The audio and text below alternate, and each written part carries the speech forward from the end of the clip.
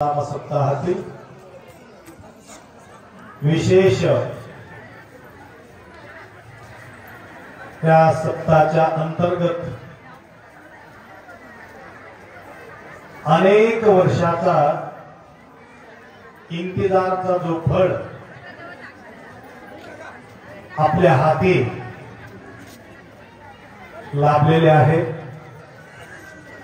त्या अंतर्गत आज प्रभू रामचंद्रांचं मूर्ती प्राण प्रतिष्ठापनाचा सोहळा आता संपन्न झालेले आहे। असा हा मंगलमय वातावरण अख्खा विश्वामध्ये फक्त भारत नसून अख्खा विश्वामध्ये रामचंद्राचा गुणगान होत आहे आणि त्या अनुषंगाने आतापर्यंत शिवभक्त परायण शिवाजीराव पाटील बरोबर आहे वंदळेकर गुणगान करत असताना फार सुंदर अंतःकरणपूर्वक त्यांच्या नाव घेतलेले आहे।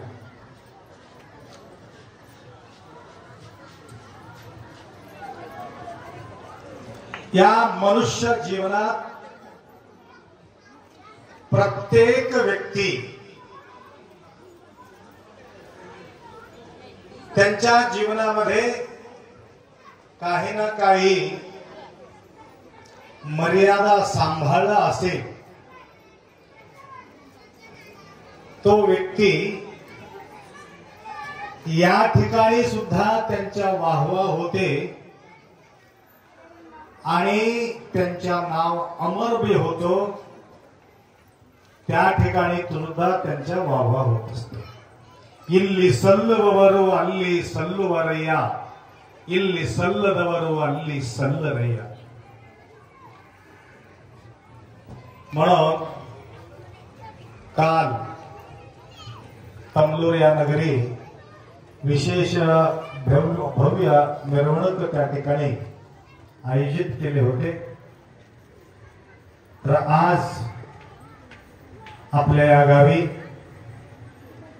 संगमेश्वरजी संगम आहे त्यांच्या संगमेश्वरजी शिवभक्त आणि हरिभक्तांचा संगम आजच्या दिवशी वन्हाळी नगरी इतका आनंदाचा वातावरण या ठिकाणी निर्माण झालेले आहे। उरला नाही द्विजेपण तया महादेव शरण म्हणजे मी तू हा भाव या ठिकाणी संपलेले आहे। हे ह्याला म्हणतात संगम। संगम म्हणजे कळलं का एक ठिकाणी एकत्रित येणे म्हणजे संगम आहे। तर आज महाप्रसादाचा व्यवस्था कोणाचा आहे संगमाचा आहे। लक्षात सगळ्याचा संगम करणारा जो संगमेश्वर आज त्यांना मला आमंत्रण दिला आपा कुठलेही कार्य सोडा परंतु वन्हाळी पर्यंत येऊन आम्हाला आशीर्वाद द्या असं म्हणून त्यांनी संकल्प बाळगले। त्यानुसार उद्या सायंकाळी मला यायचं होतं तर सुद्धा येणार आहे ते गोष्टी वेगळे। आज या कार्यक्रमाच्या निमित्त आम्ही आलो। आता पूर्णेला कार्यक्रम नांदेडच्या पलीकडे तरी सुद्धा तुमचं हे वातावरण बघून मला जाऊ वाटलं नाही। तिकडचं गाडीमध्ये बसून जायची इच्छा होती। तर एवढा मोठा त्याग संगमेश्वर या ठिकाणी करत आहे। तिथं जाऊन पाहिलो मी लग्नामध्ये सुद्धा तेवढा व्यवस्था होत नाही तेवढं लड्डू गाळून ठेवले आलं का म्हणजे कुठल्या प्रकारचा भेदभाव या ठिकाणी उरलेले नाही। त्याकरता अख्खा दुनियामध्ये त्या प्रभूचा गुणगान होण्याचं एकमेव कारण आहे। पाटील सांगत होते प्रत्येक गोष्टीला मर्यादा मर्यादा मर्यादा कारण हे गोष्टी सगळ्यांना लागू आहे। मर्यादा सोडल्यानंतर माणसाचं किंमत राहत नाही. मर्यादित राहावं लागेल. बोलणं मर्यादित, व्यवहार करणं मर्यादित, कपडे टाकणं मर्यादित, कोणत्या वेळेला काय करायला पाहिजे ते मर्यादा म्हटलेले.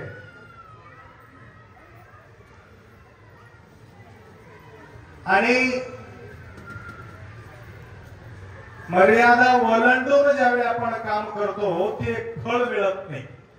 पेरणी कधी करायला पाहिजे त्यावेळेलाच पेरणी कधी करा. उन्हाळ्यामध्ये जाऊन पेरणी केलं तर जमते काय? आता जाऊन कोणी पेरतात का त्या शेतामध्ये? नाही. एक मर्यादा आहे, एक मोसम आहे. मेकअप करून रात्री झोपते का तुम्ही? मेकअप करून कधी दुपारी इथे यायचं असलं तर मेकअप करून इथे यायचं. रात्री झोपच्या वेळेस फर्स्ट क्लास मेकअप करून झोपलेल्या माणसाला बघितले की सगळं मेकअप झालेले काढून टाकून फेकून टाकून मोकळं होऊन झोपतो. म्हणजे कोणत्या वेळेला काय करायला पाहिजे हे फक्त मनुष्याला हे शिकवण आहे. हे शिकवण कोण दिले? रामाच्या अगोदर हे शिकवण नव्हते का? सतयुग, त्रेतायुग, द्वापार युग, कलियुग, प्रत्येक युगयुगामध्ये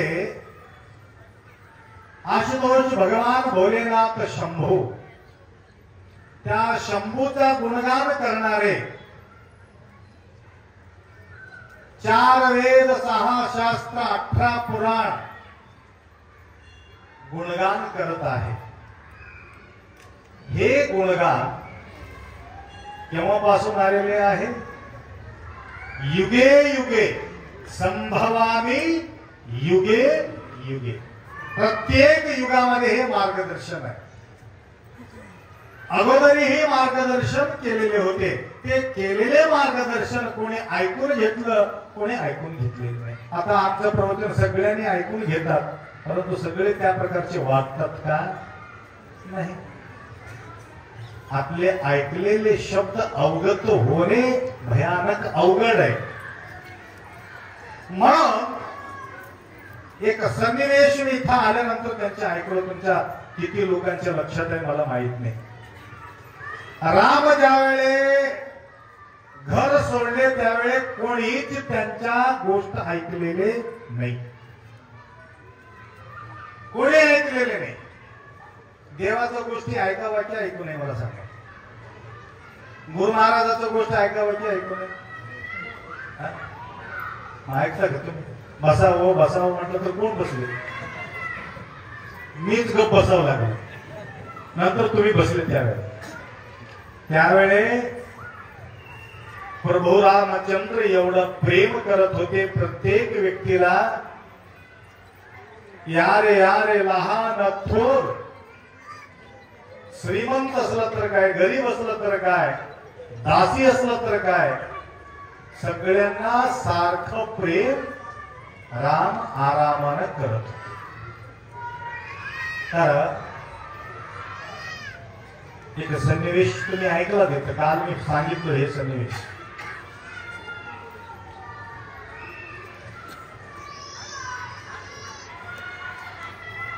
शरीव नदीच्या किनारीवरती आल्याबरोबर, मी पूर्ण कथा सांगत नाही कारण रामायण सांगत बसले की एक एक महिना सांगितलं तर रामायण संपत नाही.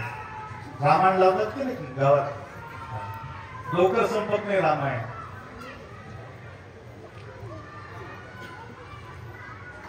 केवटला हाक मारतो, केवट येत नाही. या आम्हाला तिकडे सोडायचंय, ते येत नाही. लक्ष्मणरावजी म्हणतो, लक्ष्मण सोबत असलेले, आता आम्ही घराचा बाहेर पडल्यामुळे आमचं किंमत नाही हो, म्हणून ते येत नाही. तुमच्या शब्दाला किंमत नाही.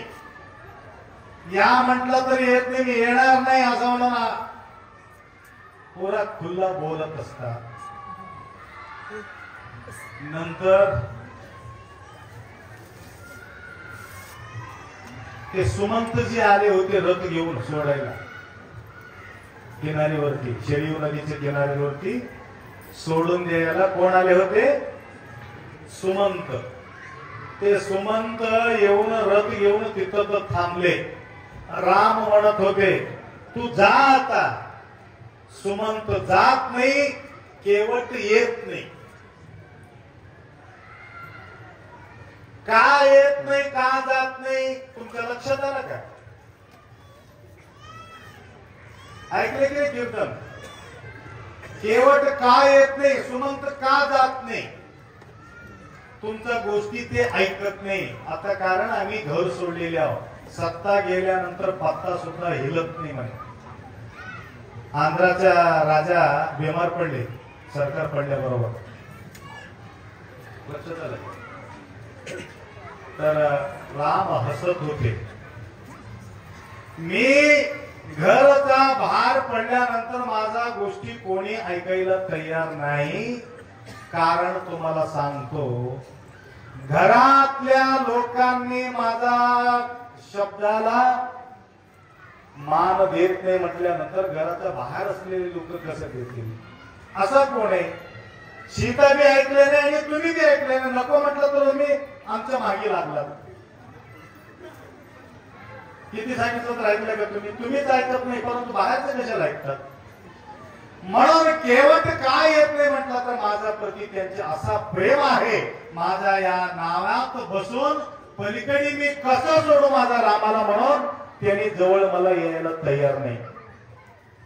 गोष्ट ऐकू नये म्हणून नाही, काही गोष्टी प्रेमाच्या पोटी माणूस ऐकत नाही. लक्षात आलं का? आता सुमंत का जात नाही? रामाला सोडून मी जाऊ कसं, वगैरे वगैरे. अजून त्यांच्या पाय धुतलं, ते झालं, सगळं झालं. त्यानंतर द्यायला दक्षिणा नव्हते त्याच्याजवळ. सीता माताजी काय केले? त्यांच्या अंगठी काढून कोणाला दिले? कोणाला दिले? केवटला दिला नाही, नावाडीला दिला नाही. ते कोणाला दिले? रामाला दिले. राम म्हणाले हे मला कशाला देतात? हे डायरेक्ट तू त्याला दे. हे तुम्ही सगळ्यांनी ऐकायचं गोष्ट आहे. तुम्हाला सांगतो माय, सीता माता काय म्हणते? एकच शब्द आम्हाला बस आदर्श घेण्यासाठी सीताचा. सीता माता म्हणाले प्रभूजी हे माझा हात असून माझा नाही. कारण ज्या दिवशी माझे वडील राजा जनक हे हात तुमच्या हातात दिल्यामुळं हे हात माझा नसून हे हात तुमचा आहे, म्हणून हे तुमचाच जवळ द्यावा लागतं. आजकाल बाया असलं तर नवऱ्याजवळचा काढून घेऊन त्याला देतो. मी देतो म्हणून. आजकाल जमाना उलटा. म्हणून सांगायचं तात्पर्य, किती मर्यादा त्यांनी सांभाळला असेल. माझा या शब्दापासून माझा लेकराला सुद्धा दुःख होता कामा नाही, एवढा सांभाळून ते जगलेले राम आहे. म्हणून रामाला प्रेम न करणारे व्यक्तीही एक व्यक्ती सुद्धा आम्हाला मिळत नव्हते. सगळे प्रेम करणारे. राम होऊन जवळजवळ 5-6 हजार वर्ष होऊन गेले. आत्ताही सुद्धा तेवढंच प्रेम, लहानपासून महान पर्यंत तेवढंच प्रेम आता या काळामध्ये 2024 पर्यंत आम्ही करू लागलो. किती महान असेल, किती अमरशाली तो झाला असेल. रामाचा ईश्वर रामेश्वर, रामेश्वरांचा पूजा पाठ करून त्यांच्या कृपा पात्र झालेले प्रभू रामचंद्रजी प्रत्येक व्यवहार प्रारंभ करत असताना ईश्वराचा ध्यान केल्याशिवाय त्यांनी कुठलेही पाऊल पुढे ठेवत नव्हते. त्या प्रकारे आजही सुद्धा आशुतोष भगवान भोलेनाथ शंभू महादेवांचा हर हर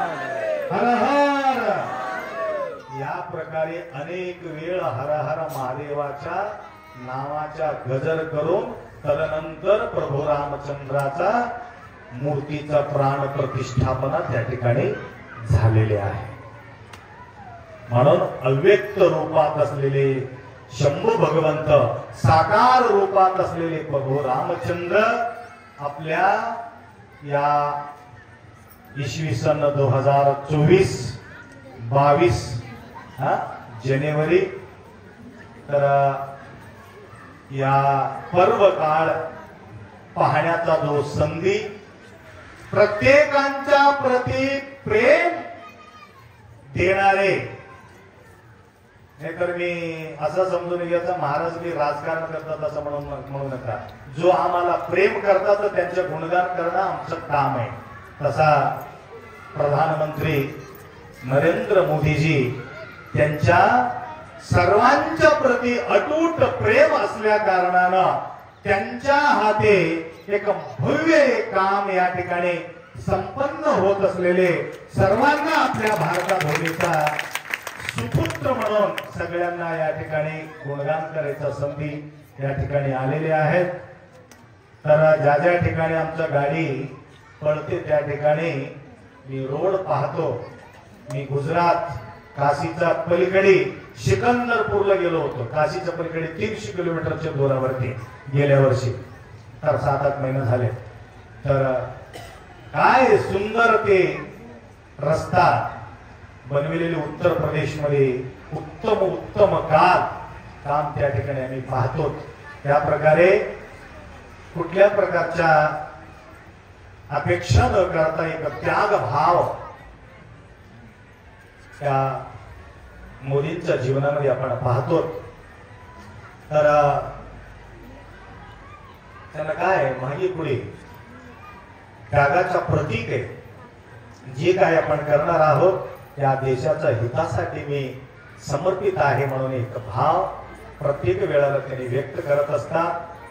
त्याचप्रमाणे आज त्यांच्या सहयोगानं मी जवळजवळ वंडाळीचे कोणीतरी होते माझ्यासोबत अयोध्येला गेले तेव्हा, त्याच्यात गळेगावचे अयोध्येला घेऊन गेले होते मला 25-26 वर्षापूर्वी. त्यावेळेस सुद्धा काम चालू होतं, घडवी काम म्हणजे दगडाचं काम, जे खांब तयार त्यावेळेला सुद्धा करत होते. त्याचा अर्थ पुढे आम्हाला कधी ना कधी हे मंदिर निर्माण होणार आहे, प्रतिष्ठापना होणार आहे. प्रतिष्ठापना अशा व्यक्तींच्या हाती होणार आहे, शुद्ध असलेले, सात्विक असलेले. बघा 11 दिवस अनुष्ठान केले, उपवास अनुष्ठान केले. प्रधानमंत्री कोणीतरी आतापर्यंत उपवास व्रत अनुष्ठान केलेले तुम्ही ऐकले का? कुठल्याही देशाचे असो, आपला भारत नाही, कुठल्याही देशाच्या प्रधानमंत्री आतापर्यंत देवासाठी उपवास केलेले नाही. असा हा भक्तीला प्रधान असलेले प्रधानमंत्रीजी यांच्या सहयोगाने या ठिकाणी आम्ही एक मोठा योग या ठिकाणी पाहतो.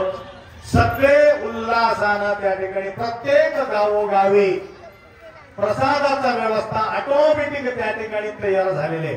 फक्त वन्हाळीला लड्डू मिळाले म्हणून असं समजून घेऊ नका. तमलूर मध्ये मी चाललोय आज, सर्व गावामध्ये प्रसादाचा व्यवस्था ऑटोमॅटिक. कोण काय सरकारने दिले नाही, हे भक्तांचा प्रसाद आहे, भक्तांचा प्रेमाचा प्रसाद आहे. प्रेमाचा प्रदर्शन नाही, प्रेमाचा दर्शन या ठिकाणी होतो. प्रदर्शन बी आहे, आज या ठिकाणी दर्शन बी आहे. आणि ह्या आनंदाचा सोहळा त्यांच्या नावे या ठिकाणी किती बोललं तरी हे सुद्धा कमी आहे. आतापर्यंत प्रसादा वाट आम्ही पाहत होतो, आता प्रसाद तुमचं वाट पाहू लागले. मी तयार झालो, तुम्ही या म्हणून मला हे सुद्धा आता तुमचं काम पूर्ण करून पूर्णाला जायचे. म्हणून तुम्हा सगळ्यांच्या जीवनामध्ये प्रभू रामचंद्रजी त्यांच्या आदर्श, त्यांच्या जीवनाचा आदर्श आपण घेऊन आपल्या प्रत्येकाच्या घरामध्ये त्यांच्या जो भावचित्र ज्या ठिकाणी आपण लावतो त्यांच्यासारखा आपलं जीवन व्हायला पाहिजे असा विचार करून आपण जीवन जगायचं आहे. एवढा अपेक्षा व्यक्त करून शिवाजी पाटील फार सुंदर या ठिकाणी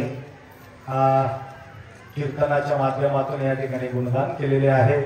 तर एवढं स्पीड कीर्तन त्यांनी करतात म्हणून मला माहिती नव्हतं. म्हणजे वेळ कमी असल्यामुळं त्यांचं स्पीड जास्त होतं. आलं का लक्षात? म्हणून हळू चालवा, वेळेवर निघा, लवकर पोहोचा. आम्ही उशिरानं सुरू केलं म्हणून स्पीड कीर्तन सुरू झालेले. आम्ही आल्यामुळं अति स्पीड झाले. आता महाराज जातील म्हणून अति स्पीड त्यांनी घेतलेले आहे. तर त्यांचीही सुद्धा सेवाची संधी या ठिकाणी मिळालेली आहे. तर या आपल्या वन्नळीच्या नगरी तुम्हा सगळ्यांचा एकमेव मी संदेश देतो. ज्या प्रकारे तुमचा या मिलन झालेले आहे त्या प्रकारे निरंतर या प्रकारे तुमचा सर्व कार्यक्रम सगळ्यांनी मिळून प्रत्येक कार्यक्रम पार पडण्याचा सद्बुद्धी भगवंत तुम्हाला कृपा करो. एवढा अपेक्षा व्यक्त करून दोन शब्द या ठिकाणी.